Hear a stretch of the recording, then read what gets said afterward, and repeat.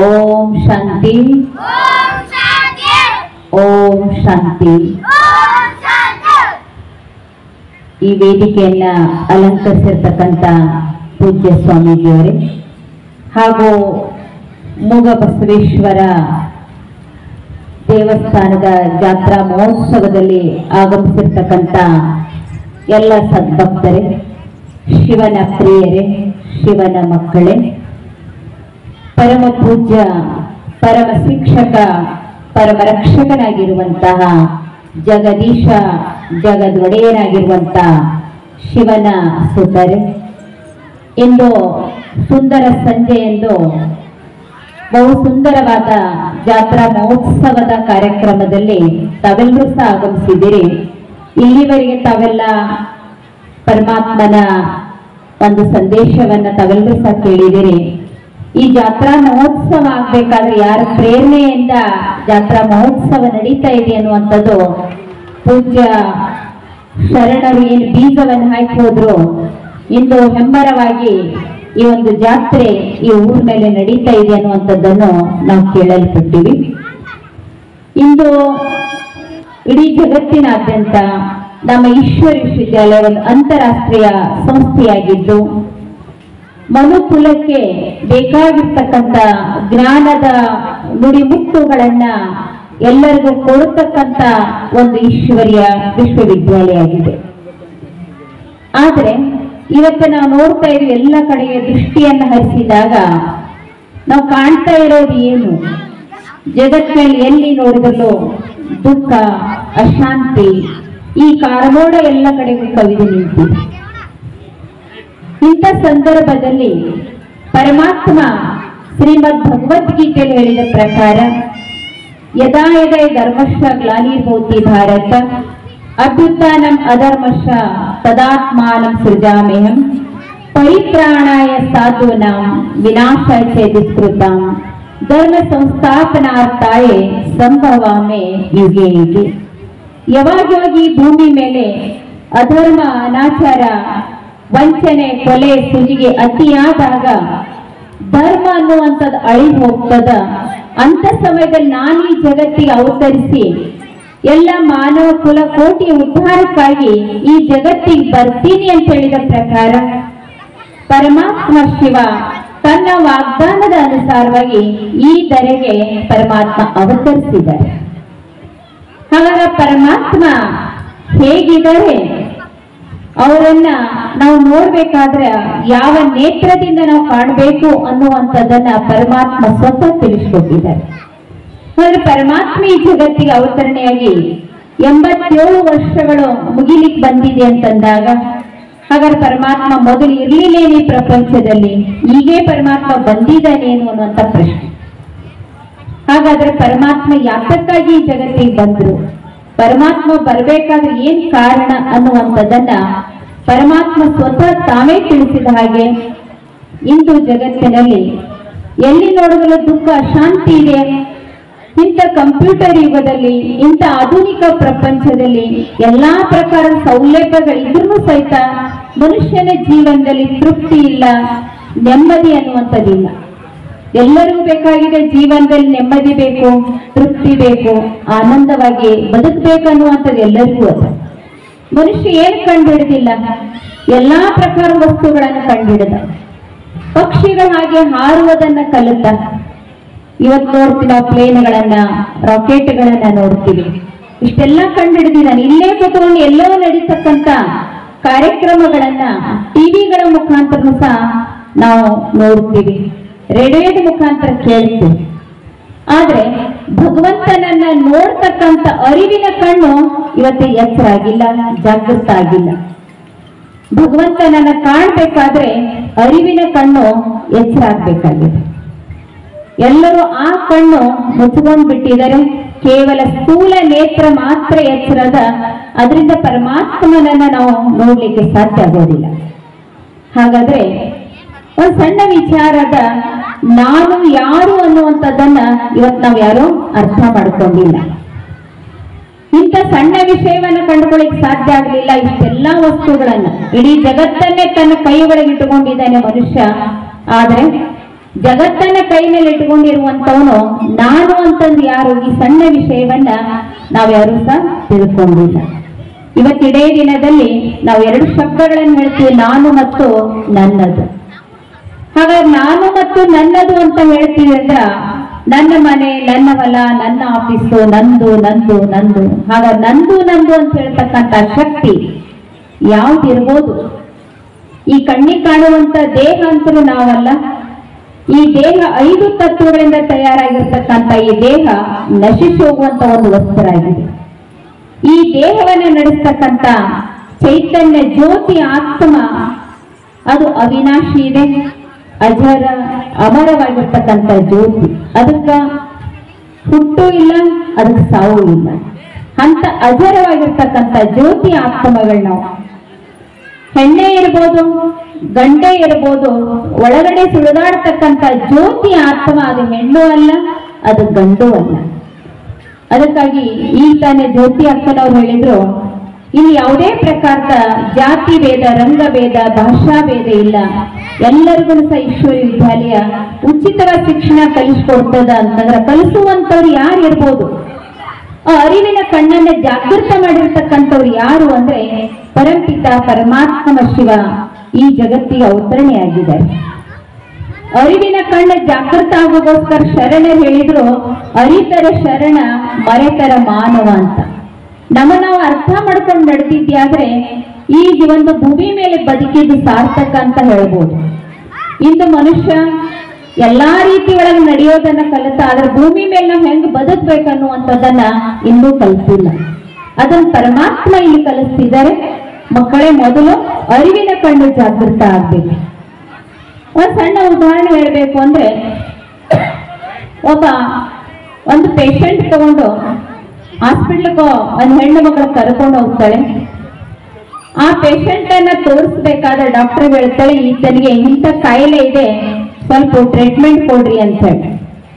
ಅವ್ರ ಡಾಕ್ಟರ್ ಹೇಳ್ತಾರೆ, ಆ ಪೇಷಂಟ್ ಅನ್ನ ಒಳಗಡೆ ಕರ್ಕೊಂಡು ಬನ್ರಿ, ಟ್ರೀಟ್ಮೆಂಟ್ ಕೊಡ್ತೀನಿ ಅಂತ ಹೇಳಿ. ನೀವು ಹೊರಗಡೆ ಕೂತ್ಕೊಳ್ರಿ, ನಾನು ಆ ಪೇಷಂಟ್ಗೆ ನಾನು ಟ್ರೀಟ್ಮೆಂಟ್ ಕೊಡ್ತೀನಿ. ಟ್ರೀಟ್ಮೆಂಟ್ ಕೊಡುವಾಗ ಬಹಳ ಸೀರಿಯಸ್ ಇತ್ತು ಆ ಪೇಷಂಟ್. 5 ನಿಮಿಷ ಆಯ್ತು, 10 ನಿಮಿಷ ಆದ್ಮೇಲೆ ಡಾಕ್ಟರ್ ಹೊರಗಡೆ ಕುಂತಿರ್ತಕ್ಕಂಥ ಹೆಣ್ಣು ಮಗಳಿಗೆ ಕರೆದು ಹೇಳ್ತಾಳೆ, ನೀನು ಈ ಒಂದು ವ್ಯಕ್ತಿಯನ್ನ ಕರೆದುಕೊಂಡು ಹೋಗು ಅಂತ ಹೇಳಿಲ್ಲ, ಈ ಪೇಷಂಟ್ ಅನ್ನ ಕರೆದುಕೊಂಡು ಹೋಗು ಅಂತ ಹೇಳಿಲ್ಲ, ಈ ಬಾಡಿಯನ್ನ ತಗೊಂಡು ಹೊರಗೆ ಹೋಗ್ರಿ ಅಂತ ಹೇಳಿದ್ವಿ. ಅಂದ್ರೆ ಈ ಶವವನ್ನ ತಗೊಂಡು ಹೊರಗೆ ಹೋಗ್ರಿ ಅಂತ. ಬರುವಾಗ ಒಳಗಡೆ ಕರೆದುಕೊಳ್ಳುವಾಗ ಆ ಪೇಷಂಟ್ ಅನ್ನು ಕರ್ಕೊಂಡು ಬರ್ರಿ ಅಂತ ಹೇಳಿದ್ರು. 5 ನಿಮಿಷಗಳ ನಂತರ ಈ ಹೆಣವನ್ನ ತಗೊಂಡು ಹೊರಗೆ ಹೋಗ್ರಿ ಅಂತ ಹೇಳಿದ್ರು.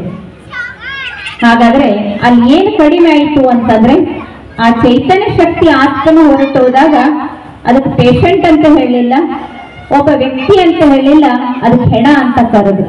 ಯಾಕಂದ್ರೆ ಆ ಚೈತನ್ಯ ಶಕ್ತಿ ಆತ್ಮ ಹೊರಟೋದಾಗ ಈ ಶರೀರ ಹೆಣವಾಗ್ತದ.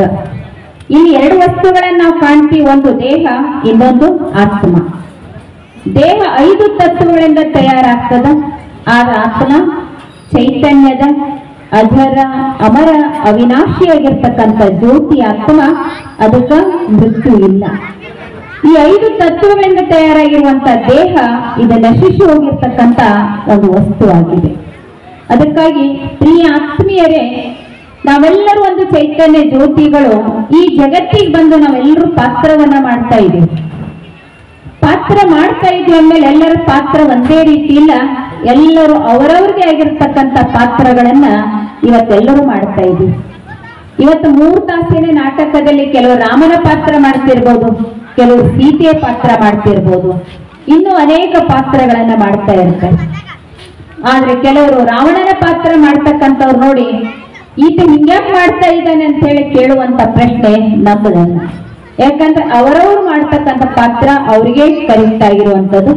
ಹಾಗೆ ಸೃಷ್ಟಿ ನಾಟಕದಲ್ಲೂ ಸಹ ನಾವೆಲ್ಲರೂ ಸಹ ಪಾತ್ರವನ್ನ ಮಾಡ್ತಕ್ಕಂಥ ಪಾತ್ರಧಾರಿಗಳಾಗಿದೆ. ನಮ್ಮ ಪಾತ್ರ ಮುಗೀತು ಅಂತ ನಾವು ಮತ್ತೆ ವಾಪಸ್ ನಮ್ಮ ಮನೆಗೆ ನಾವು ತೆರಳಲೇಬೇಕು. ಅದಕ್ಕಾಗಿ ಹೇಳ್ತೀವಿ, ಅಲ್ಲಿದೆ ನೋಡು ನಮ್ಮ ಮನೆ, ಇಲ್ಲಿ ಇದೆಲ್ಲ ಸುಮ್ಮನೆ ಅಂತ. ಕೆಲವು ಸಮಯಕ್ಕಾಗಿ ನಾವು ಇಲ್ಲಿ ಬಂದಿದ್ದೀವಿ, ಪಾತ್ರ ಮಾಡ್ತಾ ಮಾಡ್ತಾ ನಮ್ಮನ್ನ ನಾವೆಲ್ಲರೂ ಮರೆತು ಬಿಟ್ಟಿದೀವಿ. ನಮ್ಮ ತಂದೆ ಪರಮಾತ್ಮ ಶಿವನನ್ನು ಮರೆತಿದ್ವಿ, ನಮ್ಮ ಧರ್ಮವನ್ನು ನಾವು ಮರೆತು ಬಿಟ್ಟಿದ್ವಿ. ಹಾಗಾದ್ರೆ ಇವತ್ತೆಲ್ಲರ ಜೀವನದಲ್ಲಿ ಬೇಕಾಗಿರೋದೇನು? ಬೇಕಾದಷ್ಟು ಅಂತಸ್ತು ಇರ್ಬೋದು, ಮನೆಯೊಳಗೆ ಎಲ್ಲಾ ಪ್ರಕಾರದ ಸುಖದ ಸೌಲಭ್ಯಗಳಿರ್ಬೋದು, ಆದ್ರೆ ಮನಸ್ಸಿಗೆ ನೆಮ್ಮದಿ ಇಲ್ಲ ಅಂತ ಹೇಳ್ತೀವಿ, ಮನಸ್ಸಿಗೆ ಶಾಂತಿ ಇಲ್ಲ ಅಂತ ಹೇಳ್ತೀವಿ. ಹಾಗಾದ್ರೆ ಶಾಂತಿ ಅನ್ನುವಂಥದ್ದು ಎಲ್ಲಿ ಹೋಗಿದೆ? ಎಲ್ಲೇ ಹೊರಗಡೆ ಹುಡುಕಾಡಿದ್ರೆ ಶಾಂತಿ ಸಿಗ್ಬೋದಾ? ಇದು ಎಲ್ಲೇ ಮಾರ್ಕೆಟ್ ನಲ್ಲಿ ಇಟ್ಟು ಮಾರಾಟ ಮಾಡ್ತಕ್ಕಂಥ ವಸ್ತು ಏನಾದ್ರೂ ಇದೆಯಾ ಶಾಂತಿ ಅನ್ನುವಂಥದ್ದು? ಎಲ್ಲೂ ಸಹ ಶಾಂತಿ ಅನ್ನುವಂಥ ವಸ್ತು ಸಿಗುವಂಥದ್ದಲ್ಲ. ಶಾಂತಿ ಯಾತಕ್ಕಾಗಿ ಬೇಕಾಗಿದೆ? ಯಾವುದೇ ಒಂದು ವಸ್ತು ನೋಡಿ ನಾವು ತಿಂದು ಅದು ರುಚಿ ಹತ್ತಿದಾಗ ಮತ್ತ ಆ ವಸ್ತು ಬೇಕು ಅಂತ ನಾವು ಬೇಡ್ತೀವಿ. ಹಾಗೆ ಶಾಂತಿ ಬೇಕು, ಸುಖ ಬೇಕು, ನೆಮ್ಮದಿಯನ್ನ ಬೇಕು ಅಂತ ನಾವು ಹೇಳ್ತೀವಿ ಅಂದ್ರ ಒಂದಾನೊಂದು ಸಮಯದಲ್ಲಿ ನಮ್ಮಲ್ಲಿ ಶಾಂತಿ ಇತ್ತು, ಸುಖ ಇತ್ತು, ನೆಮ್ಮದಿ ಇತ್ತು. ಈಗ ಅದು ಇಲ್ಲ. ಯಾಕಿಲ್ಲ? ಎಲ್ಲಿ ಹೋಗಿದೆ ಆ ವಸ್ತು? ಇವತ್ತಿಷ್ಟು ಜನ ನಾವಿಲ್ಲಿ ಕುತ್ಕೊಂಡಿದ್ದೀವಿ, ನಮ್ಗೆ ಶಾಂತಿ ಬೇಕಾಗಿಲ್ಲ ಅಂತ ಹೇಳುವಂಥವ್ರು ಯಾರಾದ್ರೂ ಇದ್ದೀರಾ? ಎಲ್ಲರಿಗೂ ಬೇಕಾಗಿರೋದು ಶಾಂತಿ ಬೇಕು. ಎಂತ ಒಂದು ಅಗರ್ಭ ಶ್ರೀಮಂತರು ಹೇಳ್ತಾನೆ, ಎಲ್ಲ ಐತಿ ತಗೊಂಡು ಏನ್ ಮಾಡೋದ್ರಿ? ಮನಸ್ಸಿಗೆ ನೆಮ್ಮದಿ ಇಲ್ಲ, ಮನಸ್ಸಿಗೆ ತೃಪ್ತಿ ಇಲ್ಲ, ಮನಸ್ಸಿಗೆ ಶಾಂತಿ ಇಲ್ಲ. ಹಾಗಾದ್ರೆ ಶಾಂತಿ ಅನ್ನುವಂಥದ್ದು ಎಲ್ಲಿ ಹೋಗಿದೆ? ಎಲ್ಲೇ ಇಟ್ಟು ಮಾರಾಟ ಮಾಡುವಂತ ವಸ್ತು ಅಲ್ಲ ಅಂತ ಶಾಂತಿಗೋಸ್ಕರ ನಾವೇನೆಲ್ಲ ದಾರಿಯನ್ನು ಹುಡುಕ್ತೀವಿ. ತೀರ್ಥಕ್ಷೇತ್ರಗಳಿಗೆ ಹೋಗ್ತೀವಿ, ದೇವಸ್ಥಾನಗಳಿಗೆ ಹೋದಾಗ ಅಲ್ಲಿ ಪವಿತ್ರ ವಾತಾವರಣ ಇರ್ತದ, ಮನಸ್ಸಿಗೆ ನೆಮ್ಮದಿ ಅನಿಸ್ಬೋದು, ಶಾಂತಿ ಅನಿಸ್ಬೋದು. ಮತ್ತೆ ಮನೆಗೆ ಬಂದ ಕೂಡಲೇ ಮತ್ತು ಅಶಾಂತಿ. ಹಾಗಾದ್ರೆ ಎಲ್ಲಿ ಹೋಗಿದೆ ಶಾಂತಿ? ಶಾಂತಿ ಅನ್ನುವಂಥದ್ದು ಹಣದಿಂದನೂ ಸಹ ಸಿಗೋದಿಲ್ಲ. ಏನಾದ್ರು ದುಡ್ಡು ಗಳಿಸಿದವರು ಶಾಂತದಲ್ಲದರ? ಮನಸ್ಸಿಗೆ ನೆಮ್ಮದಿ ಇದೆಯಾ? ಇವತ್ತು ಅಮೇರಿಕ ಇಷ್ಟೊಂದು ರಿಚ್ ರಾಷ್ಟ್ರ ಅದ, ಅದಕ್ಕೇನಾದ್ರೂ ಶಾಂತಿ ಅದನ? ಇಷ್ಟೆಲ್ಲ ಇದ್ರು ಹಣದಿಂದನೂ ಶಾಂತಿ ಸಿಗೋದಿಲ್ಲ. ಹಾಗಾದ್ರೆ ಶಾಂತಿ ಅನ್ನುವಂಥದ್ದು ಎಲ್ಲೂ ಹುಡುಕಿದ್ರೆ ಸಿಗೋದಿಲ್ಲ. ಹೆಂಗಾಗಿದೆ ನಮ್ಮೆಲ್ಲರ ಪರಿಸ್ಥಿತಿ ಅಂದ್ರೆ, ರಾಣಿ ತನ್ನ ಕೊರಳಲ್ಲೇ ರತ್ನದ ಹಾರ ಹಾಕಿಕೊಂಡು ಇಡೀ ರಾಜ್ಯ ದರ್ಬಾರವನ್ನ ಹುಡುಕಾಡಿದಂತೆ. ಎಲ್ಲ ಕಡೆ ಹುಡುಕಿದ್ದು, ಪ್ರಜೆಗಳಿಗೂ ಹೇಳಿದ್ದು ಶಾಂತಿಯನ್ನ. ನನ್ನ ಕೊರಳಿನ ಹಾರ ಕಳ್ಕೊಂಡದ, ವಜ್ರದ ಹಾರ ಅಂತ ಹುಡುಕಾಡ್ಲಿಕ್ಕೆ ಶುರು ಮಾಡಿದ್ರು. ಆಕೆ ಹುಡುಕಿ ಯಾವಾಗ ತನ್ನ ಕೊಠಡಿಗೆ ಬರ್ತಾಳೆ, ತನ್ನ ಕೊಠಡಿನಲ್ಲಿ ಬಂದ ತಕ್ಷಣ ದೊಡ್ಡದಾಗಿರುವಂತ ಕನ್ನಡಿನಲ್ಲಿ ಆಕೆ ಕೊರಳಲ್ಲಿರುವಂತ ಹಾರ ಕಂಡು ಬಂತು. ಹಾಗೇನೆ ಇವತ್ತು ರಾಣಿಯ ಕಥೆ ಏನದ, ಅದೇ ರೀತಿ ನಮ್ಮೆಲ್ಲರ ಕಥೆಯಾಗಿದೆ. ಎಲ್ಲೂ ಹೊರಗಡೆ ಹುಡುಕಿದ್ರೆ ಶಾಂತಿ ಸಿಗೋದಿಲ್ಲ. ಆತ್ಮದ ಮೂಲ ಗುಣವೇ ಶಾಂತಿ, ಆತ್ಮದ ಮೂಲ ಧರ್ಮವೇ ಶಾಂತಿ, ಸುಖ, ಆನಂದ, ನೆಮ್ಮದಿ, ತೃಪ್ತಿ. ಇದೆಲ್ಲವೂ ಆತ್ಮದಲ್ಲಿನೇ ಆ ಮೌಲ್ಯಗಳು ತುಂಬಿಕೊಂಡಿದೆ. ಮೇಲ್ಗಡೆ ಈ ದೇಹ ಅನ್ನುವಂತ ಅಜ್ಞಾನದ ಹೊದಿಕೆ ಇರೋದ್ರಿಂದ ಆ ಶಾಂತಿಯ ಅನುಭವ ನಮಗಾಗ್ತಾ ಇಲ್ಲ. ಅದು ಪರಮಾತ್ಮ ಹೇಳ್ತಾನೆ, ಆ ಬೂದಿಯನ್ನ ಮೊದಲು ಊದು. ಯಾವ ರೀತಿ ಊದೋದು? ಜ್ಞಾನದಿಂದನೇ ಅದನ್ನು ಓದಬೇಕಾಗಿದೆ. ಜ್ಞಾನದ ಅಸ್ತ್ರ ಶಸ್ತ್ರದಿಂದನೇ ಆ ಅಜ್ಞಾನದ ಬೂದಿಯನ್ನ ಊದಬೇಕಾಗಿದೆ. ಅಜ್ಞಾನ ಯಾವುದು ಅಂದ್ರೆ ಈ ದೇಹ ನಾನು ಅಂತ ನಾವು ನಂಬಿ ನಡೀತಾ ಇದೀವಲ್ಲ, ಇದೇ ಅಜ್ಞಾನ. ಈ ದೇಹ ನಾನಲ್ಲ, ನಾನೊಂದು ಆತ್ಮ ಅಂತ ತಿಳ್ಕೊಂಡು ನಡೆಯೋದೇ ಜ್ಞಾನ. ಈ ಜ್ಞಾನವನ್ನ ಪರಮಾತ್ಮ ಕಲಿಸ್ಕೊಡ್ತಿದ್ದಾರೆ. ನಮ್ಮ ಜೀವನದೊಳಗ ತೃಪ್ತಿ, ನೆಮ್ಮದಿ ಯಾಕಿಲ್ಲ ಅಂದ್ರೆ ಆಧ್ಯಾತ್ಮಿಕತೆ ಕೊರತೆ ಅದು. ಈ ಆಧ್ಯಾತ್ಮಿಕದ ಬೆಳಕು, ಈ ಆಧ್ಯಾತ್ಮಿಕದ ಒಂದು ಚಿಂತನೆ ನಮ್ಮ ಜೀವನದಲ್ಲಿ ನಡೆದಿದ್ಯಾದ್ರೆ ನಮ್ಮ ಬದುಕು ಸುಂದರವಾಗಿ ಆಗ್ಲಿಕ್ಕೆ ಸಾಧ್ಯದ. ಬಹು ಸುಂದರವಾದ ಬದುಕನ್ನ ಈ ಭೂಮಿ ಮೇಲೆ ನಾವು ನಡೆಸಲಿಕ್ಕೆ ಸಾಧ್ಯದ. ಅದಕ್ಕಾಗಿ ಆಧ್ಯಾತ್ಮಿಕ ಜ್ಞಾನವನ್ನ ಕೊಡ್ತಕ್ಕಂಥ ಪರಮಾತ್ಮ ಶಿವ. ಎಲ್ಲರಿಗೂ ಪರಮಾತ್ಮನ ಬಗ್ಗೆ ಎಲ್ಲರಿಗೂ ಪ್ರೀತಿ ಅದ. ಬೆಳಗ್ಗೆ ಎದ್ದ ತಕ್ಷಣ ಶಿವನ ಧ್ಯಾನ, ಶಿವನ ಪ್ರಾರ್ಥನೆ, ಶಿವನ ಪ್ರೇರಣೆಯನ್ನ ನಾವು ಮಾಡ್ತಾ ಇದ್ದೀವಿ. ಬೇಡ್ತಿ ಪರಮಾತ್ಮನಿಗೆ, ಪರಮಾತ್ಮ ನನಗ ಶಾಂತಿ ಕೊಡು, ನನಗೆ ನೆಮ್ಮದಿ ಕೊಡು, ನನ್ನ ಸಂಸಾರದ ಬಂಡಿಯನ್ನು ಚೆನ್ನಾಗಿ ನೀನು ನಡೆಸು, ಏನೇನೇನೇನು ಭಗವಂತನ ಎದುರಲ್ಲಿ ನಿಂತು ಕೇಳ್ತೀವಿ. ಯಾಕಂದ್ರೆ ಭಗವಂತನ ಮೇಲೆ ಎಲ್ಲರಿಗೂ ಪ್ರೀತಿ ಅದ. ಆದ್ರೆ ಪರಮಾತ್ಮನ ತಿಳ್ಕೊಂಡು ನೀವೇನಾದ್ರೂ ನೆನಪು ಮಾಡಿದ್ಯಾದ್ರೆ ಸದಾಕಾಲ ಸುಖದ ಜೀವನ, ನೆಮ್ಮದಿ ಜೀವನ, ಹಸರಾದ ಜೀವನ, ಹಸನಾದ ಜೀವನ ನಡೆಸಲಿಕ್ಕೆ ಸಾಧ್ಯ ಆಗ್ತದೆ. ಅದಕ್ಕಾಗಿ ಬಸವಣ್ಣವ್ರು ಹೇಳಿದ್ರು, ದೇವನೊಬ್ಬ ನಾಮ ಹಲವು ಅಂತ. ದೇವರು ಒಬ್ಬನೇ ಇದ್ದಾನ, ಆ ಹೆಸರು ಮಾತ್ರ ಅನೇಕ ಅದ. ಹಾಗಾದ್ರೆ ದೇವರು ಅಂದ್ರೆ ಯಾರು? ದೇವರು ಅಂತ ಹೇಳ್ತೀವಿ. ದೇ ಅಂದ್ರೆ ದೇಹ ಇಲ್ಲದವನು, ವ ಅಂದ್ರೆ ಜಾತಿ ಮತ ಪಂಥಗಳಿಲ್ಲದವನು, ರು ಅಂದ್ರೆ ನಮ್ಮ ಹಾಗೆ ದೇಹದ ರೂಪ ಪರಮಾತ್ಮನಿಗಿಲ್ಲ. ಹಾಗಾದ್ರೆ ಪರಮಾತ್ಮ ಹೇಗದನೆ? ನಮಗ್ ಜನ್ಮ ಕೊಟ್ಟಿರುವಂತ ತಂದೆ ತಾಯಿಗಳು ನಮ್ಮ ಹಾಗೆಯೇ ದೇಹದ ಆಕಾರದ. ಹಾಗೆ ಈ ದೇಹದಲ್ಲಿ ಆತ್ಮ ಏನಿದೆ, ಚೈತನ್ಯ ಜ್ಯೋತಿ, ಆ ಚೈತನ್ಯ ಜ್ಯೋತಿ ಅಜರ ಅಮರ ಅವಿನಾಶಿಯಾಗಿರುವಂತ ಜ್ಯೋತಿ ಹೇಗಿದೆ, ನನ್ನ ತಂದೆ ಪರಮಾತ್ಮ ಶಿವ ನನ್ನ ಹಾಗೆಯೇ ಜ್ಯೋತಿ ಸ್ವರೂಪದಲ್ಲಿ. ಅದಕ್ಕಾಗಿ ಆ ಜ್ಯೋತಿ ಸ್ವರೂಪನಾಗಿರುವಂತ ಭಗವಂತನ ವಾಸ್ತವಿಕ ಹೆಸರು ಶಿವ. ಶಿವ ಅನ್ನುವಂತ ಶಬ್ದ ಸಂಸ್ಕೃತ ಶಬ್ದ ಅದ. ಶಿವ ಅಂದ್ರೆ ಕಲ್ಯಾಣಕಾರಿ, ಮಂಗಳಕಾರಿ, ಹಿತಕಾರಿಯಾಗಿದೆ. ಅಂತ ಪರಮಾತ್ಮ ಶಿವನಿಗೆ ಹೇಳ್ತೀವಿ ತಂದೆ ಇಲ್ಲದ ಕಂದನ, ಜನನ ಇಲ್ಲದ ಜನಿತನ, ಮರಣ ಇಲ್ಲದ ಮಹಾಂತನ, ಮೂರನ್ನರಿಯದ ಮುಗ್ಧನ, ತಾವ ಹೇಳೋ ಗುಹೇಶ್ವರ ಅಂತ ಹೇಳ್ತೀವಿ. ಭಗವಂತನಿಗೆ ಏನಾದ್ರು ತಂದೆ ತಾಯಿಗಳದರ, ಗುರು ಶಿಕ್ಷಕರೇನಾದ್ರೂ ಪರಮಾತ್ಮನಿಗೆ ಅದರೇನು? ಇಲ್ಲ. ಪರಮಾತ್ಮನೇ ನಮಗ ತಂದೆ ನೀನು, ತಾಯಿ ನೀನು, ಬಂಧು ನೀನು, ಬಳಗ ನೀನು, ನೀ ಇಲ್ಲದೆ ನನಗೆ ಇನ್ನಾರು ಇಲ್ಲವಯ್ಯ ಅಂತ ನಾವು ಹೇಳ್ತೀವಿ. ಕೇವಲ ಹೇಳೋದಲ್ಲ, ಈಶ್ವರಿ ವಿದ್ಯಾಲಯ ಅದರ ಅನುಭವನ ಮಾಡಿಸ್ತದೆ. ಪರಮಾತ್ಮನೇ ನಮಗೆ ತಂದೆನೂ ಆಗಿದ್ದಾನೆ, ತಾಯಿನೂ ಅದನೆ, ಗುರು ಶಿಕ್ಷಕನಾಗಿದ್ದಾನೆ, ರಕ್ಷಕನಾಗಿ ಪರಮಾತ್ಮ ಈ ಜಗತ್ತಿಗೆ ಬಂದಿದ್ದಾನೆ. ಮಕ್ಕಳಿಗೆ ಒಂದು ಮಾತು ಹೇಳ್ತಾರೆ, ಮಕ್ಕಳೇ ನೀವೆಲ್ಲರೂ ಒಂದು ಚೈತನ್ಯ ಜ್ಯೋತಿ ಆತ್ಮಗಳು, ನಿಮ್ಮ ತಂದೆ ಪರಮಾತ್ಮ ಶಿವ ನಾನಾಗಿದ್ದೀನಿ, ಈ ಜಗತ್ತಿಗೆ ನಾನು ಬಂದಿದ್ದೀನಿ. ನನ್ನನ್ನ ಅರ್ಥ ಮಾಡಿ ನಿಮ್ಮ ಮನಬುದ್ಧಿಯನ್ನ ನನ್ನ ಕಡೆ ಜೋಡಿಸಿ ನನ್ನಿಂದ ನೀವು ಸುಖ ಶಾಂತಿ ಆಸ್ತಿಯನ್ನ ಪಡ್ಕೊಳ್ರಿ, ನಿಮ್ಮ ಜನ್ಮ ಸಿದ್ಧ ಹಕ್ಕದ ಅಂತ ಹೇಳಿ ಪರಮಾತ್ಮ ಈ ವಿಚಾರದ ಮುಖಾಂತರ ತಿಳಿಸ್ಕೊಡ್ತಿದ್ದಾರೆ.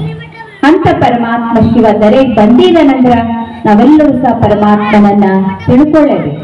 ಹೆಸರುಗಳನ್ನೇ ಕೇಳಿರ್ಬೋದು, ಆದ್ರೆ ಇರುವಂತ ಶಿವ ಒಬ್ಬನೇ ಅದನೆ.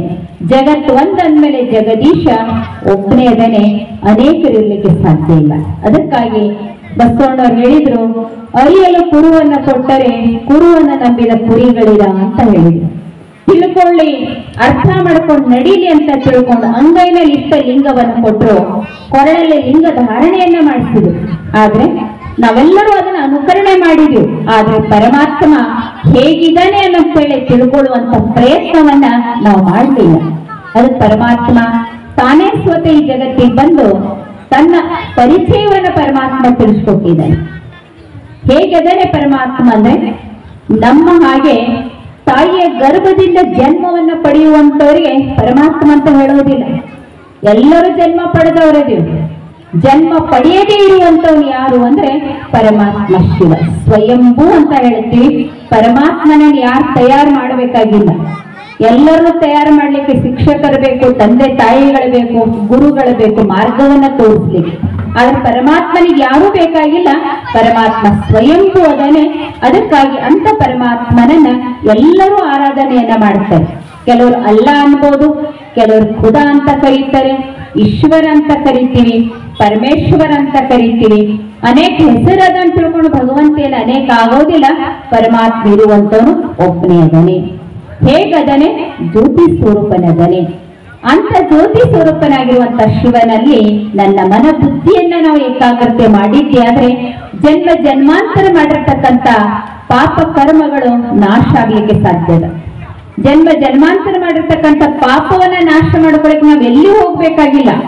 ಇದ್ದಲ್ಲೇನೆ ನಮ್ಮ ಸ್ವಚ್ಛ ಮನಸ್ಸು ಯಾವಾಗ್ಲೂ ಸ್ವಚ್ಛ ಇರ್ಬೇಕು.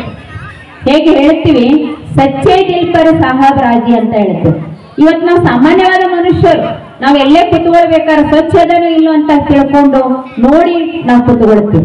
ಒಂದು ಕುರ್ಚಿ ಆಗ್ಲಿ, ಒಂದು ನೆಲ ಆಗ್ಲಿ ಸ್ವಚ್ಛ ಇದ್ದಲ್ಲಿ ಕುತ್ಕೊಳ್ಳಿಕ್ ಪ್ರಯತ್ನ ಪಡ್ತೀವಿ. ಹಾಗಾಗಿ ನನ್ನ ಮನಸ್ಸು ಭಗವಂತನಿಗೆ ಬೇಕು ಅಂದ್ರೆ ನನ್ನ ಮನಸ್ಸು ಹೆಂಗಿರ್ಬೇಕು? ಸ್ವಚ್ಛವಾಗಿರ್ಬೇಕಲ್ಲ. ಕೇವಲ ದೇಹದ ಸ್ವಚ್ಛ ಒಂದೇ ಅಲ್ಲ, ಮನಸ್ಸನ್ನು ಸಹ ಸ್ವಚ್ಛಗೊಳಿಸಬೇಕು, ಮನಸ್ಸನ್ನ ಶುದ್ಧಿಗೊಳಿಸಬೇಕು. ಹೆಂಗ ಒಂದು ದಿನ ಮನೆ ನೀವು ಸ್ವಚ್ಛ ಮಾಡ್ಲಿಲ್ಲ ಅಂದ್ರೆ ಮನೆ ಹೆಂಗ ಕೊಳಕಾಗ್ಬಿಡ್ತದ, ಕಸಕ್ಕೂ ಆಗ್ಬಿಡ್ತದ, ಜಾಡ ಹತ್ಕೊಂಡ್ಬಿಡ್ತದ. ಒಂದೆರಡು ದಿನ ಮನೆ ಬಿಟ್ಟು ಹೋದ್ರಿ ಅಂದ್ರ ಹಾಗೇನೆ ಈ ಮನಸ್ಸನ್ನುವಂಥದನ್ನು ಸಹಿತ ವಿಕಾರಗಳನ್ನುವಂತ ಜಾಡ ಇವತ್ತು ಮನಸ್ಸಿಗೆ ಹತ್ಕೊಂಡ್ಬಿಟ್ಟದ. ಅದನ್ನ ಪರಮಾತ್ಮ ಕೊಡ್ತಕ್ಕಂಥ ಜ್ಞಾನದ ಕೊರತೆಯಿಂದ ಅದನ್ನ ಸ್ವಚ್ಛ ಮಾಡಬೇಕಾಗಿದೆ. ಇನ್ನು ಯಾವ ವಸ್ತುಗಳಿಂದ ಆತ್ಮದ ಕೊಳೆ ಹೋಗ್ಲಿಕ್ಕೆ ಸಾಧ್ಯ ಇಲ್ಲ. ಮನಸ್ಸಿಗೆ ಅಂಟಿಕೊಂಡಿರ್ತಕ್ಕಂಥ ಕೊಳೆ ಹೋಗ್ಬೇಕಾದ್ರೆ ದಿನನಿತ್ಯ ಆಧ್ಯಾತ್ಮಿಕ ಜ್ಞಾನ ಬೇಕು. ಇವತ್ತು ನಾವೆಲ್ಲ ಗಳಿಸ್ತೀವಿ, ಏನೇನೆಲ್ಲ ಗಳಿಕೆ ಮಾಡ್ತೀವಿ, ನಂದ್ ಅಂತ ಗಳಿಸ್ತೀವಿ. ನಾವ್ ಏನಾದ್ರು ಜೊತೆಗೆ ಒಯ್ತೀವ, ಏನಾದ್ರು ನಮ್ ಜೊತೆಗೆ ಬರ್ಬೋದಾ? ಈ ಸ್ವಲ್ಪ ನಾವು ಆಲೋಚನೆ ಮಾಡ್ಬೇಕು. ಜೊತೆಗೆ ಒಯ್ಯುವಂತ ಸಂಪತ್ತನ್ನು ನಾವ್ ಏನಾದ್ರು ಗಳಿಸಿದೀವ ನಮ್ಮ ಜೀವನದಲ್ಲಿ? ಒಬ್ಬ ರಾಜ ಇದ್ದ, ಮನುಷ್ಯನಿಗಿಷ್ಟ ಅಭಿಮಾನ ತುಂಬಿಕೊಂಡದ, ಅಭಿಮಾನನೇ ಅವನತಿಗೆ ಕಾರಣ ಅಂತ ಹೇಳ್ಬೋದು. ಒಬ್ಬ ರಾಜ ಇದ್ದ, ರಾಜನಿಗೆ ಬರೆಯೋ ಇಚ್ಛೆ ಇದೆ, ಹಾಗೆ ಓದುವ ಇಚ್ಛೆ ಅದ, ಆದ್ರೆ ಅವನಿಗೆ ಅಕ್ಷರ ಜ್ಞಾನವೇ ಇಲ್ಲ. ಅವನಿಗೆ ಬಹಳ ಚಿಂತೆ ಹತ್ತದ, ನನ್ಗೆ ಎಷ್ಟು ಓದ್ಬೇಕನ್ಸಿದೆ, ನಾನು ಬರೀಬೇಕನ್ಸದ, ಆದ್ರೆ ನನ್ಗೆ ಸ್ವಲ್ಪನೂ ಅಕ್ಷರ ಜ್ಞಾನನೇ ಇಲ್ಲ, ನಾ ಏನ್ ಮಾಡ್ಲಿ ಅಂತ ಮಂತ್ರಿ ಕೇಳ್ತಾನೆ. ಮಂತ್ರಿ ಹೇಳ್ತಾನೆ, ರಾಜ ನೀನೇನ್ ಚಿಂತೆ ಮಾಡ್ಬೇಡ, ನಾನು ಒಳ್ಳೆ ಗುರುವನ್ನ ನಿನ್ನ ಹತ್ರ ಕರ್ಕೊಂಡ್ ಬರ್ತೀನಿ, ನೀನ್ ಚೆನ್ನಾಗಿ ಓದೋದು ಬರೆಯೋದು, ನಿನ್ ಸಂಕಲ್ಪ ಏನದ ಅದು ಪೂರ್ತಿ ಆಗ್ತದಂತ ಮಂತ್ರಿ ಹೇಳ್ತಾನೆ. ಮಂತ್ರಿ ಹೇಳಿ ಗುರುಗಳನ್ನ ಹುಡುಕ್ಲಿಕ್ಕೆ ಹೋಗ್ತಾನೆ. ಒಳ್ಳೆ ಕಲಿಸುವಂತ ಗುರುವನ್ನ ರಾಜನ ಹತ್ರ ಕರ್ಕೊಂಡ್ ಬರ್ತಾನೆ. ರಾಜನ ಹತ್ರ ಕರ್ಕೊಂಡ್ ಬಂದು ಗುರುಗಳು ಬಹಳ ಚೆನ್ನಾಗಿ ಅವ್ರಿಗೆ ಕಲಿಸ್ತಾರೆ. ಕಲಿಸುವಾಗ ಕಲಿಯುವಾಗ ಗುರುಗಳು ಎಲ್ಲಿ ಕೂತ್ಕೊಳ್ತಾರೆ, ಶಿಷ್ಯರು ಎಲ್ಲಿ ಕೂತ್ಕೊಳ್ತಾರೆ ಅನ್ನುವಂಥದ್ದು ರಾಜನಿಗೆ ಸ್ವಲ್ಪ ಗೊತ್ತಿರೋದಿಲ್ಲ. ಯಾಕಂದ್ರೆ ಅವ್ರಿಗೊಂದು ರಾಜ ಅನ್ನುವಂತ ಅಹಂಕಾರ, ದುರಾಭಿಮಾನವನ್ನಲ್ಲಿರೋದ್ರಿಂದ ಗುರುಗಳನ್ನ ಎಲ್ಲಿ ಕೊಂಡಿರ್ತಾನೆ ಅಂದ್ರೆ ಕೆಳಗೆ ಕೊಂಡಿರ್ತಾನೆ, ತನ್ನ ಸಿಂಹಾಸನ ಮೇಲೆ ಕೂತ್ಕೊಂಡು ಆ ಅಭ್ಯಾಸವನ್ನ ಕಲಿಯಲಿಕ್ಕೆ ಪ್ರಾರಂಭ ಮಾಡ್ತಾನೆ. ಅವನ್ ತಲೆ ಒಳಗೆ ಸ್ವಲ್ಪನೂ ಅಕ್ಷರ ಹೋಗೋದಿಲ್ಲ, ವಿದ್ಯಾಭ್ಯಾಸ ಎಷ್ಟು ಹೇಳಿದ್ರು ತಲೆಯಲ್ಲಿ ಮೂಡೋದಿಲ್ಲ. ಅವನು ವಿಚಾರ ಬರ್ತದಲ್ಲ, ಎಷ್ಟು ದಿನದಿಂದ ತಿಂಗಳಾನ್ಗಂಟ್ಲೆ ಗುರು ಕಲಿಸಿದ್ರು ನನ್ನ ಬುದ್ಧಿ ಒಳಗೆ ಕೂತ್ಕೊಳ್ತಾ ಇಲ್ಲ, ನಂದು ಏನ್ ತಪ್ಪದ ಅಂತ ಹೇಳಿ ಗುರುಗಳಿಗೆ ಹೋಗಿ ಕೇಳ್ತಾನೆ. ಇಷ್ಟೆಲ್ಲಾ ಕಲಿಸಿರಿ, ನನ್ಗೇನು ಅರ್ಥನೇ ಆಗೋಲ್ತು, ನನ್ಗೇನು ತಿಳಿವಲ್ತು ಅಂತ. ಗುರುಗಳು ಹೇಳ್ತಾರೆ, ರಾಜ ಒಂದ್ ಮಾತು ಹೇಳ್ತೀನಿ, ನೀನೇನು ತಿಳ್ಕೊಳ್ಳೋದಿಲ್ಲ ಅಂದ್ರೆ ಒಂದ್ ಮಾತು ಹೇಳ್ತೀನಿ, ಒಂದ ಮಾತು ಅಂತ ಹೇಳ್ತಾರೆ. ಅವಾಗ ರಾಜ ಹೇಳ್ತಾನೆ ಗುರುಗಳಿಗೆ, ಹೇಳ್ರಿ ಗುರುಗಳೇ, ನೀವೇನ್ ಹೇಳ್ತೀರ ನಾ ಸ್ವೀಕಾರ ಮಾಡ್ತೀನಿ ಅಂತ. ರಾಜನಿಗೆ ಒಂದು ಮಾತು ಹೇಳ್ತಾರೆ, ನೀನ್ ಸಿಂಹಾಸನ ಮೇಲೆ ಕುತ್ಕೊಂಡು ಕೇಳಾಕತ್ತಿ ಕಲಿಯಾಕತ್ತಿ, ಅದನ್ನ ಮೊದಲು ಅಹಂಕಾರವನ್ನ ಬಿಡು. ನೀನ್ ಯಾವಾಗ ಕೆಳಗಡೆ ಗುರುವಿನ ಕೆಳಗಡೆ ಕುತ್ಕೊಂಡು ಪಾದದ ಹತ್ರ ಕುತ್ಕೊಂಡು ನೀ ಕಲಿಬೇಕಂತಂದಾಗ ನಿನ್ನ ಬುದ್ಧಿ ಒಳಗೆ ಜ್ಞಾನ ಹೋಗ್ತದ ಅಂತ ಹೇಳ್ತಾರೆ. ಅವಾಗ ರಾಜ ಜಾಗೃತ ಆಗ್ತಾನೆ, ನೇತ್ರ ಎಚ್ಚರ ಆಗ್ತದ, ಬುದ್ಧಿನೂ ಜಾಗೃತ ಆಗ್ತದ. ಗುರುಗಳನ್ನ ಸಿಂಹಾಸನ ಮೇಲೆ ಕುತ್ಕೊಂಡಿರ್ತಾನೆ, ತಾನು ಕೆಳಗಡೆ ಕುತ್ಕೊಂಡು ಗುರುಗಳು ಹೇಳಿದ್ದನ್ನ ಕಲಿತಾನೆ. ಅವಾಗ ಅತಿ ಪ್ರಸಿದ್ಧ ರಾಜನಾದ ಅಂತ ನಾವು ಕಥೆಯನ್ನ ಕೇಳ್ತೀವಿ. ಹೇಳುವ ತಾತ್ಪರ್ಯ ಇಷ್ಟೇ, ಮನುಷ್ಯನಲ್ಲಿ ದುರಾಭಿಮಾನ, ದುರಹಂಕಾರ, ಈ ದೇಹದ ಅಭಿಮಾನ ಇದ್ದಾಗ ಆಧ್ಯಾತ್ಮಿಕತ ತಿರುಳು ಬುದ್ಧಿ ಒಳಗೆ ಹೋಗಾಕ ಸಾಧ್ಯ ಆಗೋದಿಲ್ಲ. ಮೊದಲು ಈ ಅಭಿಮಾನ ಹೋಗ್ಬೇಕು. ಅದಕ್ಕಾಗಿ ಅನೇಕರು ಹೇಳಿದ್ರು, ನಾ ಹೋದರೆ ಹೋದೇನು ಅಂತ. ನಾವು ಹೋದ್ರೆ ಹೋಗ್ತೀನಿ ಅಂದಾಗ ನಾನು ಅಂತಂದ್ರೆ ಈ ದೇಹದ ಅಹಂಕಾರ ಅನ್ನುವಂಥದ್ದು ಹೋದ್ರೆ ನಾವು ಮುಕ್ತಿಗೆ ಹೋಗ್ತೀವಿ, ಜೀವನ ಮುಕ್ತಿಗೆ ಹೋಗಕ್ ಸಾಧ್ಯದ ಇಲ್ಲ. ಅಂತಂದ್ರೆ ನಮ್ಮ ಜೀವನದಲ್ಲಿ ಮನುಷ್ಯರಾಗಿ ನಾವೇನ್ ಬಂದಿದ್ದೀವಿ, ಮಾನವೀಯ ಮೌಲ್ಯಗಳನ್ನೇನ್ ಜಾಗೃತ ಮಾಡ್ಕೊಳ್ಬೇಕಂತೀವಿ, ಅದಾಗೋದಿಲ್ಲ. ಅದನ್ನ ಬರಬೇಕಾದ್ರೆ ಆಧ್ಯಾತ್ಮಿಕತೆ ಅನ್ನುವಂಥದ್ದು ನಮ್ಮ ಜೀವನದಲ್ಲಿ ಬಹಳ ಅವಶ್ಯಕತೆ ಇದೆ. ಅದಕ್ಕಾಗಿ ನಮ್ಮ ಜೀವನದಲ್ಲಿ ಕಲಿಯೋದು ಮುಗೀತು ಅಂತ ಹೇಳಕ್ ಆಗೋದಿಲ್ಲ. ಆಧ್ಯಾತ್ಮಿಕತೆ ಎಲ್ಲಿವರೆಗೆ ಆತ್ಮ ಈ ದೇಹದಲ್ಲಿ ಇರ್ತದ ಅಲ್ಲಿವರೆಗೆ ಪರಮಾತ್ಮ ಕೊಡ್ತಕ್ಕಂಥ ಜ್ಞಾನವನ್ನ ನಾವು ಕೇಳಬೇಕು. ಎಲ್ಲ ವಸ್ತುಗಳಿಗೆ ಬೆಲೆ ಕಟ್ಟಬಹುದು, ಆದ್ರೆ ಪರಮಾತ್ಮ ಕೊಡ್ತಕ್ಕಂಥ ಜ್ಞಾನಕ್ಕ ಬೆಲೆ ಕಟ್ಟಕ್ ಸಾಧ್ಯ ಇಲ್ಲ. ಬಂಗಾರಕ್ಕೂ ಬೆಲೆ ಅದ, ಚಿನ್ನಕ್ಕೂ ಬೆಲೆ ಅದ, ಕಲ್ಲಿಗೂ ಬೆಲೆ ಅದ, ಆದ್ರೆ ಭಗವಂತನ ಜ್ಞಾನ ರತ್ನಗಳೇನದಲ್ಲ ಅದಕ್ಕೆ ಬೆಲೆ ಕಟ್ಟಕ್ ಆಗೋದಿಲ್ಲ. ಅದು ಎಂತವ್ರಿಗೆ ಗೊತ್ತು? ಆ ಜ್ಞಾನದ ಬೆಲೆಯನ್ನ ಅರ್ಥ ಮಾಡ್ಕೊಂಡವ್ರಿಗೆ ಮಾತ್ರ ಇದರ ಜ್ಞಾನದ ಬೆಲೆ ಏನನ್ನುವಂಥದ್ದು ತಿಳ್ಕೊಳ್ಳಿಕ್ಕೆ ಸಾಧ್ಯದ. ಅದು ಪರಮಾತ್ಮ ಒಂದೇ ಒಂದು ಮಹಾವಾಕ್ಯ ಹೇಳ್ತಾರೆ, ಮಕ್ಕಳೇ ನಿಮಗೆ ಒಂದು ಆತ್ಮ ಅಂತ ತಿಳಿದು ನೀವೆಲ್ಲೇ ಇದ್ರು ಮನಸ್ಸಿನಿಂದ ನನ್ನ ನೆನಪು ಮಾಡಿ, ನನ್ನ ಧ್ಯಾನ ಮಾಡಿ. ಮನ್ಕ ಮೀತ್ ಅಂತ ಹೇಳ್ತಿ ಪರಮಾತ್ಮನಿಗೆ, ಮನಸ್ಸಿನ ಗೆಳೆಯ. ನಮ್ಮ ಮನಸ್ಸಿನ ಮಾತೆಲ್ಲ ಪರಮಾತ್ಮ ಶಿವನಿಗೆ ಹೇಳುವಂಥದ್ದನ್ನು ಕಲಿಯೋದೇ ರಾಜಯೋಗ. ಯೋಗ ಅಂದ್ರೆ ನಾವೆಲ್ಲ ಎಲ್ಲ ಮನಿ ಮಠ ಬಿಟ್ಟು ಕಾಡ್ ಸೇರೋದು ಅಂತಲ್ಲ. ಈಶ್ವರಿ ವಿದ್ಯಾಲಯ ಏನಪ್ಪ ಕಲಿಸ್ಕೊಡ್ತದ? ಕೆಲವ್ರಿಗೆ ತಪ್ಪು ಭಾವನೆಗಳದ. ಈಶ್ವರಿ ವಿದ್ಯಾಲಯ ಜ್ಞಾನ ಕೇಳ್ಬೇಕಾದ್ರೆ ಮನಿ ಮಠ ಬಿಡ್ಬೇಕೇನು, ಸನ್ಯಾಸತ್ವದಲ್ಲಿ ಹೋಗ್ಬೇಕು ಅನ್ನುವಂಥದ್ದು ತಪ್ಪು ಭಾವನೆಗಳು. ಈಶ್ವರಿ ವಿದ್ಯಾಲಯ ಏನ್ ಕಲಿಸ್ಕೊಡ್ತದೆ? ಈಶ್ವರಿ ಏನ್ ಕಲಿಸ್ತಾನೆ? ಸಂಸಾರದಲ್ಲಿದ್ರು ಸಸಾರವಾದ ಜೀವನ ನಡೆಸ್ತೀರಿ ಅಂತ ಕಲಿಸ್ಕೊಡ್ತಾರೆ. ಸಸಾರವಾದ ಜೀವನ ಸಹಜ ಒಂದು ಪೂಜೆದ, ಬರ್ದಿರೋದನ್ನ ಅಳಕಿಸೋದು ಸರಳದ, ಆದ್ರೆ ಜೀವನದಲ್ಲಿ ಬರ್ತಕ್ಕಂಥ ಜಟಿಲತೆ ಏನದಲ್ಲ, ಕಷ್ಟಗಳೇನದಲ್ಲ, ಅದನ್ನ ಅಳಕಿಸೋದು ತುಂಬಾ ಕಷ್ಟ ಆಗ್ತದೆ. ಸಂಸಾರದ ಬಂಡಿಯನ್ನ ಸಸಾರವಾಗಿ ನಡೆಸಬೇಕು ಅಂತಂದ್ರೆ ಆಧ್ಯಾತ್ಮಿಕತೆ ಅನ್ನೋದು ಜೀವನದಲ್ಲಿ ಬೇಕು. ಆಧ್ಯಾತ್ಮಿಕತೆ ಇಲ್ಲ ಅಂತಂದ್ರ ನಮ್ಮ ಒಂದು ಬದುಕಿನ ಬಂಡಿ ಏನದ ಸರಿಯಾಗಿ ಹೋಗಕ್ ಆಗೋದಿಲ್ಲ. ಈಶ್ವರಿ ವಿದ್ಯಾಲಯ ಜ್ಞಾನ ಏನು ಕೊಡ್ತಾ ಇದರಿಂದ ಏನ್ ಲಾಭ ಅದು ಅಂತಂದ್ರ, ಈ ಜ್ಞಾನ ಪಡ್ಕೊಂಡಿರುವಂಥವ್ರು ಮನಸ್ವಚ್ಛ, ಮನೆ ಸ್ವಚ್ಛ, ಸಮಾಜ ಸ್ವಚ್ಛ, ದೇಶ ಸ್ವಚ್ಛ ಆಗ್ಲಿಕ್ಕೆ ಸಾಧ್ಯದ. ಮನೆ ಸ್ವಚ್ಛ ಆದಾಗ ಮನೆಯಲ್ಲಿರುವಂತವ್ರೆಲ್ಲರ ಮನಸ್ಸುಗಳು ಬೆಸಿಲಿಕ್ಕೆ ಸಾಧ್ಯ ಆಗ್ತದೆ. ಮನಸ್ಸು ಬೆಸಿಬೇಕು ಅಂತಂದ್ರ ಆಧ್ಯಾತ್ಮಿಕತೆ ಬೇಕು. ಒಬ್ಬರಿಗೊಬ್ಬರ ಮನಸ್ಸಿನ ಭಾವನೆಗಳನ್ನ ತಿಳ್ಕೊಂಡು ಬಹಳ ಪ್ರೀತಿಯಿಂದ ಅನ್ಯೋನ್ಯವಾಗಿ ಜೀವನವನ್ನ ನಡೆಸಬೇಕಾದ್ರೆ ಆಧ್ಯಾತ್ಮಿಕತೆ ಬೇಕು. ಆಧ್ಯಾತ್ಮಿಕತೆ ಇಲ್ಲ ಅಂತಂದ್ರ ಹೂವಿನಲ್ಲಿ ಸುಗಂಧ ಇಲ್ಲ ಅಂದ್ರೆ ಹೂ ಎದಕ್ಕೂ ಉಪಯೋಗ ಇಲ್ಲ. ಹಾಗೆ ನಮ್ಮ ಜೀವನದಲ್ಲಿ ಆಧ್ಯಾತ್ಮಿಕತೆ ಅನ್ನುವಂಥದ್ದು ಇಲ್ಲ ಅಂದ್ರ ನಮ್ಮ ಜೀವನ ಮಾನವ ಹುಟ್ಟಿ ಬಂದಿದೀವಿ ಅಂತಂದ್ರ ಎದಕ್ ಬೆಲೆ ಅದ? ಶಿವನನ್ನರಿಯದ ಜೀವ ಶವಕ್ಕೆ ಸಮಾನ ಅಂತ ಹೇಳ್ತೀವಿ. ಶಿವನನ್ನ ಅರ್ಥ ಮಾಡ್ಕೊಂಡು ಬದುಕೋದನ್ನ ಕಲಿಬೇಕು. ನಾವ್ ಹೇಳ್ತೀವಿ ಎಲ್ಲ ಶಿವನ ಕೊಟ್ಟಾನ್ರಿ, ಶಿವನಿಂದ ಎಲ್ಲ ನಾವು ನಡೆಯಕತ್ತೀವಿ ಅಂತ ಹೇಳ್ತೀವಿ. ಅವ್ನು ತಿಳ್ಕೊಂಡೇನೆ ಇಲ್ಲ ಅಂತಂದ್ರೆ ಏನು ಉಪಯೋಗ? ಪರಮಾತ್ಮನನ್ನ ಅರ್ಥ ಮಾಡ್ಕೊಂಡು ನಮ್ಮ ಜೀವನವನ್ನ ಸುಗಮವಾಗಿ ನಡೆಸ್ಕೊಂಡು ಹೋದಾಗ ಪರಮಾತ್ಮನಿಗೆ ನಮ್ಮ ಮೆಚ್ಚುಗೆ ಆಗ್ಲಿಕ್ಕೆ ಸಾಧ್ಯ ಆಗ್ತದೆ. ಅದಕ್ಕಾಗಿ ಒಂದೇ ದಿನದಲ್ಲಿ ಈ ಜಾತ್ರಾ ಮಹೋತ್ಸವದಲ್ಲಿ ಇಲ್ಲಿ ಇರ್ತಕ್ಕಂಥ ಎಲ್ಲ ಸದ್ಭಕ್ತರು ಈಶ್ವರಿ ವಿದ್ಯಾಲಯವನ್ನು ಕರೆಸಿ ಆಧ್ಯಾತ್ಮಿಕ ಜ್ಞಾನ ಕೇಳಲಿಕ್ಕೆ ಅಥವಾ ಹೇಳಲಿಕ್ಕೆ ಅವಕಾಶ ಮಾಡಿಕೊಟ್ಟಿರಿ. ಇದು ಬಹಳ ಒಳ್ಳೆ ನಿಮ್ದು ನಮ್ಮ ಮೇಲಿರ್ತಕ್ಕಂಥ ಪ್ರೀತಿ ಅನ್ನುವಂಥ ಸಿದ್ಧ ಆಗ್ತದೆ. ಆದ್ರೆ ಆಧ್ಯಾತ್ಮಿಕ ಜ್ಞಾನ ಹೆಂಗದ ಅಂದ್ರ ಒಂದೇ ದಿನದಲ್ಲಿ ತಿಳಿಯುವಂಥದ್ದಲ್ಲ ಇದು. ಯಾಕಂದ್ರೆ ಭಗವಂತನ ಮಹಿಮೆ ಹೆಂಗದ ಅಂದ್ರ ಇಡೀ ಸಾಗರವನ್ನೇ ಮಶಿ ಮಾಡಿ, ಇಡೀ ಆಕಾಶವನ್ನೇ ಹಾಳೆಯನ್ನಾಗಿ ಮಾಡಿ, ಇಡೀ ಕಾಡನ್ನೇ ಲೇಖನವನ್ನಾಗಿ ಮಾಡಿ, ಜ್ಞಾನೇಶ್ವರಿ ಸರಸ್ವತಿ ಕುತ್ಕೊಂಡು ಬರೆದ್ರು ಭಗವಂತನ ಜ್ಞಾನ ಮುಗಿಯೋದಿಲ್ಲ. ಸಾಗರ ಹೋಲಿಸ್ತೇವೆ ಅಂದ್ಮೇಲೆ ಭಗವಂತನಿಂದ ನೀವು ಏನ್ ಬೇಕಾದ್ಬೇಡ್ರಿ, ಸುಖ ಶಾಂತಿ ನೆಮ್ಮದಿ ಭಗವಂತನಲ್ಲಿ ಕಡಿಮೆ ಆಗೋದಿಲ್ಲ. ಆದ್ರೆ ಬೇಡಬೇಕಾದ್ರ ಅವನು ತಿಳ್ಕೊಳ್ಬೇಕು. ಪರಮಾತ್ಮನನ್ನು ತಿಳ್ಕೊಂಡು ಪರಮಾತ್ಮನಿಂದ ನೀವು ಏನ್ ಬೇಡ್ತೀರಿ ಸಕಲ ಇಷ್ಟಾರ್ಥಗಳೆಲ್ಲ ನಿಮ್ದು ಪೂರ್ಣ ಆಗ್ಲಿಕ್ಕೆ ಸಾಧ್ಯ ಆಗ್ತದೆ. ಅದಕ್ಕೆ ಈಶ್ವರಿ ವಿದ್ಯಾಲಯದಲ್ಲಿ ಇಂಥ ಸಹಜ ರಾಜ್ಯಗಳನ್ನ ಕಲಿಸ್ಕೊಡ್ತದೆ. ಹಾಗ ನಮ್ ಜೊತೆಗೆ ಏನ್ ತಗೊಂಡು ಹೋಗ್ತೀವಿ ನಾವು, ಏನ್ ಬರ್ತದ ಇಷ್ಟೆಲ್ಲ ನಾವು ನಂದಂತ ಇಷ್ಟೆಲ್ಲ ಗಳಿಸಿದೀವಿ, ಯಾವುದೂ ನಮ್ ಜೊತೆಗೆ ಬರಕ ಸಾಧ್ಯ ಇಲ್ಲ. ಒಂದ್ ಸಣ್ಣ ದೃಷ್ಟಾಂತವನ್ನ ತಮ್ಗೆ ಹೇಳಲಾಗ್ತದ. ಒಬ್ಬ ಸಿರಿವಂತ ಒಬ್ಬ ವ್ಯಕ್ತಿ ಇರ್ತಾನೆ, ಅವನು 3 ಜನ ಗೆಳೆಯರಿರ್ತಾರೆ. ಆ ಶ್ರೀಮಂತ ಗುಣದಿಂದಲೂ ಶ್ರೀಮಂತ, ಹಣದಿಂದಲೂ ಶ್ರೀಮಂತನಿರ್ತಾನೆ. ಅವನಿಗೆ 3 ಜನ ದೋಸ್ತರಿರ್ತಾರೆ. ಆ ದೋಸ್ತರು ಹೆಂಗಿರ್ತಾರಂದ್ರ, ಆ ಶ್ರೀಮಂತ ಒಬ್ಬ ಗೆಳೆಯನ ಸತತವಾಗಿ 24 ಗಂಟೆನೂ ಅವನ ಮೇಲೆ ಬಹಳ ಅಗಾಧವಾದ ಪ್ರೀತಿ, ಮನಸ್ಸಿನ ಮಾತೆಲ್ಲ ಅವನ ಮುಂದೆ ಹೇಳೋದು.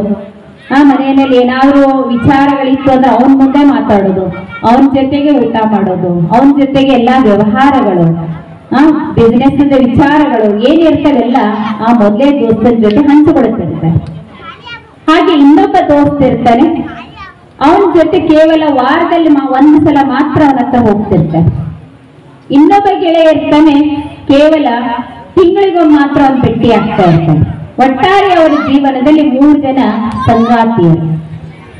ಅವನ ಜೀವನದ ಬದುಕಿನ ಬಂಡೆ ಹೆಂಗ್ ಸಾಕ್ತಾ ಇರ್ತದಂದ್ರ, ಹೇಗೆ ಸುಖ ದುಃಖ ಒಂದೇ ನಾಣ್ಯದ 2 ಮುಖ ಇರುವ ಹಾಗೆ ಅವನ ಜೀವನದಲ್ಲಿ ಒಂದು ದಿನ ಇಂಥ ಗಂಡಾಂತರ ಪರಿಸ್ಥಿತಿ ಬಂದ್ಬಿಡ್ತದ. ನೀನು ಒಂದು ಕೊಲೆ ಮಾಡಿಯ ಅಂತೇಳಿ ಅವನ ಮೇಲೆ ಒಂದು ಆರೋಪ ಬಂದ್ಬಿಡ್ತದೆ.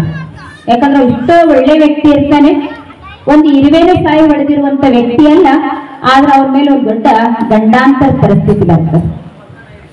ಆ ಪರಿಸ್ಥಿತಿ ಬಂದಾಗ 4 ಜನ ಪೊಲೀಸರು ಅವ್ರು ಹಿಡ್ಕೊಂಡು ಹೋಗ್ಬೇಕಂತ ಬರ್ತಾರೆ. ಕೋರ್ಟ್ ಒಂದು ವಾರೆಂಟ್ ಲೆಟರ್ ಕಳಿಸ್ತದ. ಪೊಲೀಸರಂತರೂ ಅವ್ನ ಬೆನ್ ಹತ್ತಾರೆ, ನಡಿ ಈಗ ಹೋಗೋಣ ಅಂತ. ಅವಾಗ ಅವ್ನು ಹೇಳ್ತಾನೆ, ಬರ್ತೀನಿ, ನನ್ನ ಮೊದಲನೇ ಗೆಳೆಯನ್ನ ನಾ ಭೇಟಿಯಾಗಿ ಬರ್ತೀನಿ, ಅಲ್ಲಿವರೆಗೆ ನಾನು ನಿಮ್ ಜೊತೆಗೆ ಬರೋದಿಲ್ಲ ಅಂತ ಹೇಳ್ತಾರೆ. ಮೊದ್ಲೇನ್ ಗೆಳೆಯನ ಹತ್ರ ಹೋಗಿ ಹೇಳ್ತಾ, ನೋಡಪ್ಪ ನಾ ಹೇಗಿದ್ದೀನಿ ಅನ್ನೋದು ನಿಮ್ಗೆ ಎಲ್ಲರಿಗೂ ಗೊತ್ತದ, ಆದ್ರೂ ನನ್ ಮೇಲೆ ಇಂಥ ದೊಡ್ಡ ಗಂಡಾಂತರ ಪರಿಸ್ಥಿತಿ ಬಂದದ, ನೀ ನನ್ ಜೊತೆಗೆ ಕೋರ್ಟಿಗೆ ಬರ್ತೀಯಾ ಅಂತ ಕೇಳ್ತಾನೆ. ಅವಾಗ ಏನ್ ಉತ್ತರ ಕೊಡ್ತಾನೆ ಅಂದ್ರ, ಒಂದೇ ಒಂದು ಉತ್ತರ ಕೊಡ್ತಾನೆ. ಏನ್ ಕೊಟ್ಟಿರ್ಬೋದು? ಎಲ್ಲ ಅಣ್ಣಂದ್ರೆ ಹೇಳ್ರಿ, ಹೋಗ್ಬೋದು ಅಥವಾ ಇಲ್ಲ ಅವ್ರ ಜೊತೆಗೆ? ಹೋಗ್ತಾನ್ರಿ ಅಥವಾ ಇಲ್ಲ? ಮೊದಲೇ ಗೆಳೆಯನ್ ಕೇಳ್ಕೊಂಡಾಗ, ಪರಿಸ್ಥಿತಿ ಬಂದಾಗ ಕೈ ಚೆಲ್ತಾನೋ ಅಥವಾ ಕೈ ಕೊಡ್ತಾನೋ, ಅಥವಾ ತಾನು ಬರ್ತೀನಿ ಅಂತ ಹೇಳಿ ಬರ್ಬೋದು ಅಥವಾ ಇಲ್ಲೋ? ಉತ್ತರ ಕೊಡ್ತಾನೆ, ನಾನು ಬರಕ ಆಗೋದಿಲ್ಲ. ಎರಡನೇ ಗೆಳೆಯನ್ ಕೇಳ್ಕೊಳ್ತಾನೆ, ಅವನಿಗೂ ಹೇಳ್ತಾ ಬರ್ತೀಯ ಅಂತಂದಾಗ ಬರ್ತೀನಿ, ಕೋರ್ಟ್ ಬಾಗಿಲು ಹೊರಗೆ ಬರ್ತೀನಿ, ಒಳಗ್ ಬರಂಗಿಲ್ಲ. ಇನ್ನು ಉಳಿತಾರೆ ಮೂರನೇ ಗೆಳೆಯ ಒಬ್ಬನೇ, ಅವನ ಮೇಲೆ ವಿಶ್ವಾಸನೇ ಇರೋದಿಲ್ಲ, ಆದ್ರೂ ಹೋಗಿ ಹೇಳ್ತಾನೆ ಬರ್ತೀಯ ಅಂದಾಗ ನಾನಿರುವುದೇ ನಿನಗಾಗಿ ಅಂತ ಉತ್ತರ ಕೊಡ್ತಾನೆ. ಅಂದ್ಮೇಲೆ ಪ್ರಿಯ ಆತ್ಮೀಯರೇ, ನಮ್ಮ ಜೀವನದಲ್ಲಿನೂ 3 ಜನ ಸಂಗಾತಿಯರದ. ನಾನು ಆತ್ಮ ಈ ದೇಹವನ್ನು ಬಿಟ್ಟ ಮೇಲೆ ಅತಿ ಪ್ರೀತಿಯ ದೋಸ್ತ ಯಾರಂದ್ರೆ ಈ ಶರೀರ ಮತ್ತು ಹಣ, ಇದು ಯಾವುದೂ ನಮ್ಮ ಜೊತೆಗೆ ಬರುವುದಿಲ್ಲ. ಎರಡನೇ ದೋಸ್ತರಂದ್ರ ನಮ್ಮ ಮಿತ್ರ ಸಂಬಂಧಿಕರು ಮಾತ್ರ, ಅವರು ಬಹಳದ ಸ್ಮಶಾನಕ್ಕೆ ಬರ್ತಾರೆ. ಮೂರನೇ ಗೆಳೆ ಅಂದ್ರ ನಾವು ಮಾಡುವಂತ ಕರ್ಮ ಹೇಳ್ತದ, ನಾನಿರುವುದೇ ನಿನಗಾಗಿ. ಅಂದ್ಮೇಲೆ ನಾವು ಮಾಡ್ತಕ್ಕಂಥ ಕರ್ಮ ಬಹಳ ಶ್ರೇಷ್ಠವಾದ ಕರ್ಮಗಳಿರ್ಬೇಕು. ಶ್ರೇಷ್ಠ ಕರ್ಮ ಅಂದ್ರೆ ಯಾವುದು? ಜಗತ್ತನ್ನೋದು ಒಂದು ಮನೆ, ಈ ಮನೆಗೆ ಪರಮಾತ್ಮ ತಂದೆ ತಾಯಿ ಇದ್ದಾರೆ, ನಾವೆಲ್ಲರೂ ಅವನ ಮಕ್ಕಳಾಗಿದ್ದೀವಿ, ನಾವೆಲ್ಲ ಒಂದೇ ಸೂತ್ರದಲ್ಲಿ ಬಂಧಿತರಾಗಿದ್ದೀವಿ ಅಂತ ತಿಳ್ಕೊಂಡು ನಡೆಯೋದೇ ಶ್ರೇಷ್ಠ ಕರ್ಮ ಆಗಿದೆ. ಅಂತ ಒಂದು ಬದುಕನ್ನ ಪರಮಾತ್ಮ ನಮ್ಮೆಲ್ಲರಿಗೂ ಸಹ ಇಲ್ಲಿ ತಿಳಿಸ್ತಿದ್ದಾರೆ. ಇಲ್ಲಿವರೆಗೆ ತಾವೆಲ್ಲರೂ ಸಹ ಆಧ್ಯಾತ್ಮಿಕ ವಿಚಾರಗಳನ್ನ ನಮ್ಮೆಲ್ಲರಿಗೂ ಹೇಳಿಕ್ಕೆ ಅವಕಾಶ ಮಾಡಿಕೊಟ್ಟಿರ್ತಕ್ಕಂಥ ಇಲ್ಲಿರುವಂತೆಲ್ಲ ಸದ್ಭಕ್ತರೇ ಹಾಗೂ ಪೂಜ್ಯ ಸ್ವಾಮೀಜಿಯವರಿಗೆ ಈಶ್ವರಿ ವಿದ್ಯಾಲಯದ ವತಿಯಿಂದ ವಂದನೆಗಳನ್ನ ಸಲ್ಲಿಸ್ತಾ ನನ್ನ ಮಾತಿಗೆ ನಾನು ಪೂರ್ಣ ವಿರಾಮ ಕೊಡ್ತೀನಿ.